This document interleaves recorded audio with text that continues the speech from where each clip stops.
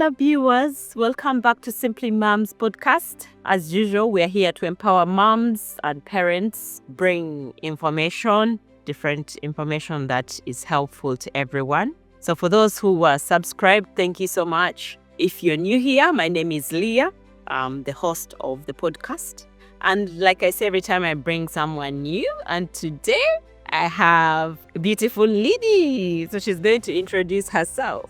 Hello everyone. So my name is Lydie. I am a mother of 3. I live in Coventry at the moment, and I'm married, and I have my son who is 20, a daughter of 16, and my baby one who is now 10, not such a baby.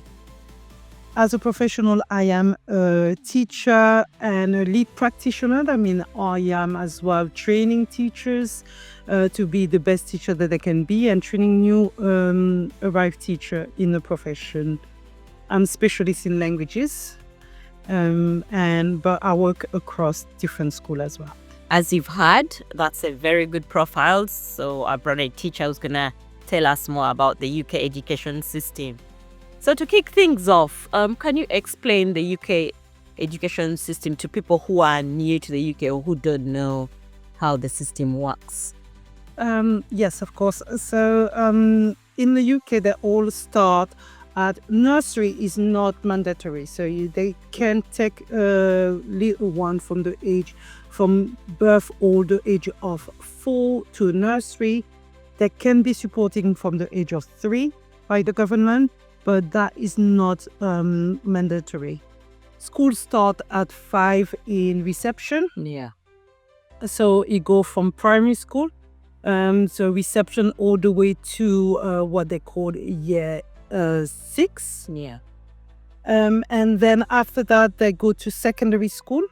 So it will be depending on what education system you are in, but usually secondary school starts at 11 years old, and secondary school go all the way up to about 16, what we call at the end that secondary school time, the student will sit their first exam, an exam as well that will indicate if they want to continue in an academic profile education, or if they want to go into a more professional setting, training, colleges, things like this. So that will be a 3 years program.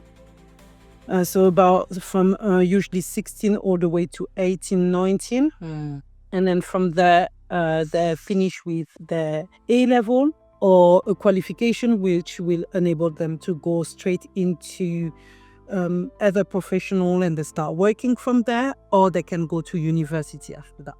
So when the kids are coming from primary school to secondary school, how do you think the parents should support their children to get ready for the transition from primary into secondary?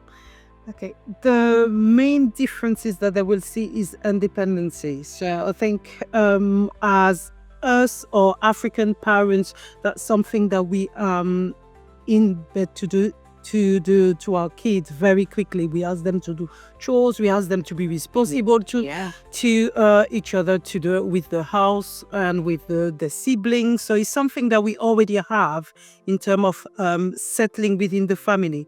But I think that is not transferred into the outside. How can they be responsible when as soon as they step out of the door? Okay, like on the street, as this is, that is one of the part. Is some are more than others, but how do they go to school? How do they come back to school? The expectation that they have when they are outside or in the public, and as well that will train them then to be in secondary school. Lots of the newcomer in secondary school lack that maturity, lack the understanding of how I am as a person, how I can represent my family, and how my education as soon as I step out of my door. So that's where there will be a big, like a learning gap for parents and the kids about how I am at home Yeah. and how I am at school. We feel like there's often different two different words here. Rhetoric that the parents are not aware of. Do you feel the parents could do more? They could do better to help with the I think transition? always I think that part of the parents not just trusting because they have trusted their child all primary school. They think that the child will continue in secondary school, but secondary school is very much a learning of building of character. It's a learning curve for them, so they really start as new. So could to really open the discussion about what they do, how did they go to school, how did they come back, if they had any trouble in school, if how do they feel. All those one we don't ask our children. We just think that okay, they went to school, they come back, and the first question we ask them is either have you done some homework or did you eat? Yeah. That's the main question. But how did they settle emotionally? Who are their friends? How do they what subject they like, what subject they don't they don't like? Yeah. Why? Sometimes it's just the why, their relationship with the teachers, the first teachers that they have. Those one are important when they make that transition. Yeah. So I understand that when they come, in primary school, they are being dropped to school, and then sometimes you stand there and talk to the teacher. The teacher will tell you all feedback about what happened, but that doesn't really happen in secondary school. No, secondary school you have to find out, and often we find out a bit late. Yeah. So like is when we go to parents' evening, and when they come to the newcomer, so the year 7, the younger one, they are not such a priority. Yeah. That means the teacher will not, depending on school and the communication that they have with the parents, and how do the school understand the parent work with them, the communication will be more or less freed.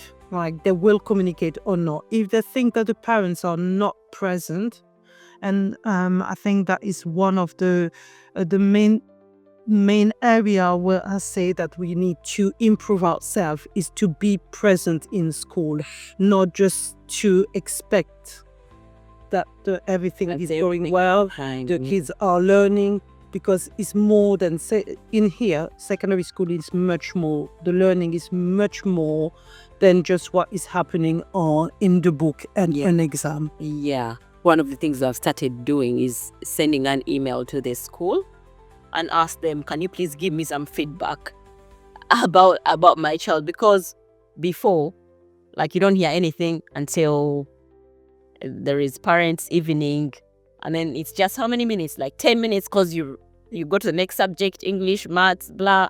Like, it's very quick. So you don't get enough time to get all the feedback that you'd want to know about their child. I would encourage parents to communicate with the school, and if you see something's happening, like for example, sometimes if the child is not talking, you can call the school and find out what's happened to them, or things like that. That is a very good action that you're doing there. I think we don't see it often.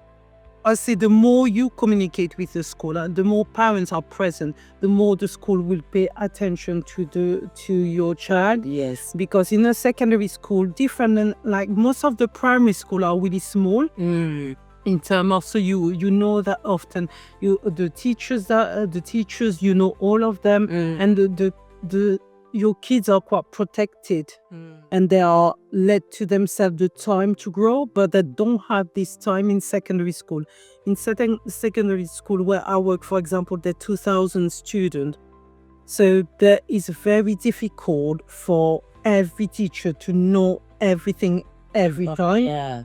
So being present and being able to communicate, like you say, Leah, just at the end of the week, or at the end of a month, or at the end of a semester, just ask the teacher, I just want to have overall information about how my son is doing and is settling. How can I help?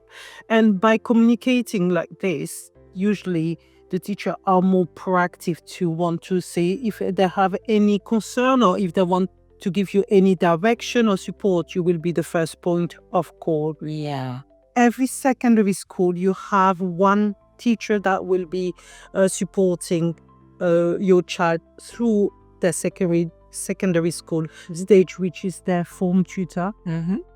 So in England, which is probably different in other country, they have a pastoral system. Mm-hmm. A pastoral system is they have one person that will, one teacher usually, that will take look after a group of student well-being. So it's all on the well-being. There will be normally the first point of contact for the parents that allow in big school to have students to know who to talk to and to have a person to go to in school. So what does this tutor do? So the form tutor will always take, usually they take the register, so they are there for attendance. So first thing in the morning, they check as well equipment. In England, we have a system of the like in some other country as well, the uniform. So they will check that the child have the proper uniform. If they have any concern about it can be his education, it can be schooling, they will as well be able to talk about it, and they will contact the parents. So that is all that they just check that the general your child will settle well in school and you have everything to enjoy his time in secondary school. That teacher will be from year 7. So as soon as they come in secondary school, and usually the journey with them, so they will know them from what they start and how we finish with year 11. So they will be the same one. The same one, unless they will be changed, but they tend to keep the same people around that will allow to see your child grow and everything. So he's a good person to have in. To have contact with. So if you're a parent out there and you're wondering who should I contact, you contact the form tutor. Yeah, that's very good. So in secondary school, then when do things start to get very serious? At what point? At what point? I would say it start really at depending on school. Some schools start from year 7. Yeah. It depends on the school system. And other schools start at year 10, 9 or 10, depending on what is the program of study. So we're going to talk about the curriculum later. But the first 2 years usually is the settling time. The students have all the same subject. They are allowed to grow and to have different interests. So those first 2 years, year 7 and year 8, are the settling part and the kind of discovery part of themselves, what they like, what they don't like, and to settle. Then certain schools start in year 9, so the third year in the education system, so the third year, or some start in year 10. It is now advised to have the 2 years exam, so to start in year 10. Some schools still start in year 9 as an exam, but it's becoming less and less relevant because the curriculum is mandatory for for every the student to have it up to year 9. So we can't choose an option and drop another option in year 9. It's difficult. So lots of the school are now having those 3 years in what we call key stage 3. So it's year 7, 8 and 9. During those time, they're building on first, as I said, discovery 7 and 8. Then year 9 is foundation to prepare them then for the option. When it become really serious from the time that they pick their option. Because that will be their exam, and that exam will then kind of lead to what they want to go to and do in the future. Okay, so around year 9, it's not wise to move the child from the school at that point. I always say year 9, at the end of year 9. If it's at the end of year 9, you can move school, or that's fine. But year 10, soon as they start GCSE, is not advised. Okay. No, I will not advise that. So, for example, if they change schools in year 9, would they take the options to this different school? To a different school, and what they will find out is if they move if the option might not be offered in a new school, or they might offer different type of option. So, but the year 9 is okay because they just choose. They have done 3 years of a little bit of discovery and foundation in everything. So, and most of the school will do everything. So if they move to a different school at the end of year 9 and beginning of the GCSE, that's fine. When they start the GCSE, that's where things can be complicated, because it's not. Lots of the parents don't understand what are the options available for them and why their child are placed in certain option and not what they wanted. So as well can be difficult for parents to understand.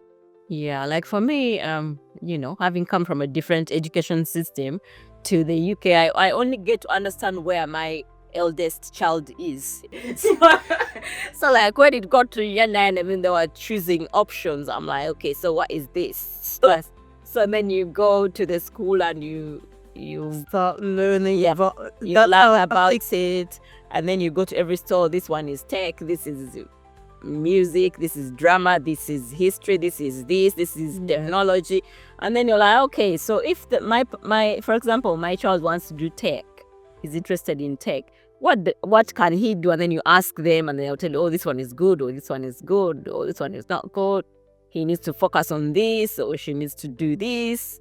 Is there a way that we should be able to know this information? So this is one of the reasons why we are doing this type of video on Simply Mums, because there is a mom out there who's just come to the UK and they don't understand the education system at all. Or maybe they've been in the UK, but their children are a bit younger.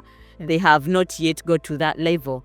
So what advice would you give them so that they are up to speed with that system? So I always say, so first, any child have to be rounded. Rounded means that they have to have quite a lot of different interests. Yeah. Not too only, because I know I and myself, when I went to the education system in France, so I have a different background as well. Yeah. But we always think here is a little bit different, because if your child succeed at the end of exam, depending on what he succeeded, there will be lots of opportunity open for him. But you need to be wise, and parents need to support in that wisdom. And like you say, in option, we always say there will be only 3 actually options that you will have in secondary school to pick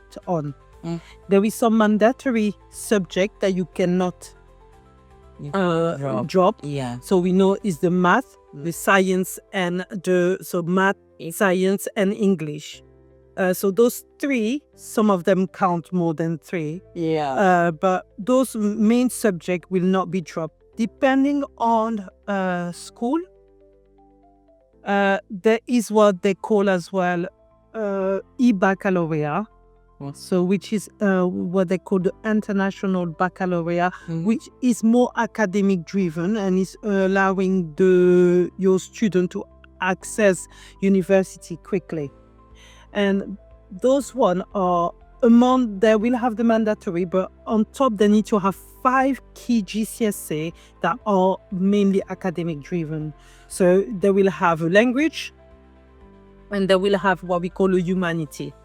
And humanity is either history, geography, mainly. RE can be offered as a humanity, but RE do not have the same weight than history or geography. Okay. But there's still RE can as well still be counted within what we call those humanities. So that EBAC was introduced to compete with international baccalaureate from other countries, because what they find out is that lot of the students in our university that we're going to talk a bit later are foreigner, more than ourselves, Yes, or they are yes. top school. Yeah. So they were thinking about how can we make sure that the students that go, or our kids who go to just like the secondary school next door that don't go private, Yeah. can as well have the same opportunity. So at the moment it is put on the law, but that is mainly what the university will look at in terms of what all you have to offer on your first secondary school is how many academic subjects did you come at the end of your secondary school, then what will be your A level. Is that GCSE? Yes, so GCSE. Right. So does the university put that into consideration? They do. All right. Interesting. Interesting. I'm learning lots of things here.